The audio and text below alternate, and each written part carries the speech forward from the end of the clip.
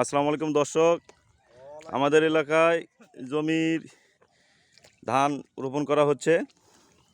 এখানে আপনারা জানতে পারবেন 1 বিঘা জমি অর্থাৎ 33 শতাংশ জমিতে কতটুকু ধান লাগে কাটতে। এখানে একজন কৃষকের সাক্ষাৎকার নিব, আপনারা সাথেই থাকুন। আঙ্কেল, আসসালামু আলাইকুম। ওয়ালাইকুম আসসালাম। 1 বিঘা জমি অর্থাৎ 33 শতাংশ জমিতে এই যে ধানের চারা কতটুকু লাগে? আমাদের এখানে চারা লাগাতে প্রায় 4 পুন 3.5 পুন লাগে আর কি। আমাদের তো মনে করেন যে 4 গুণ্টা করে 4 তার করে 1 গুণ্টা, এভাবে 20 গুণ্টা করে লাগে।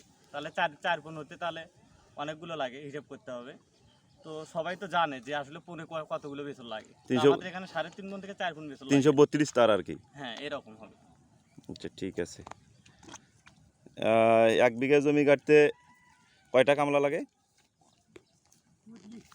এখানে তো অনেক জায়গায় অনেক কামলা দেয়, আমাদের এখানে 4টা করে চলতেছে। 4টে করে না? হ্যাঁ, এখানে আমরা 4টা করে কামলা কাজ করতেছি।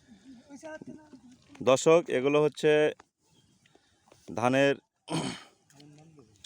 আমন ধানের চারা রোপণ করতেছে।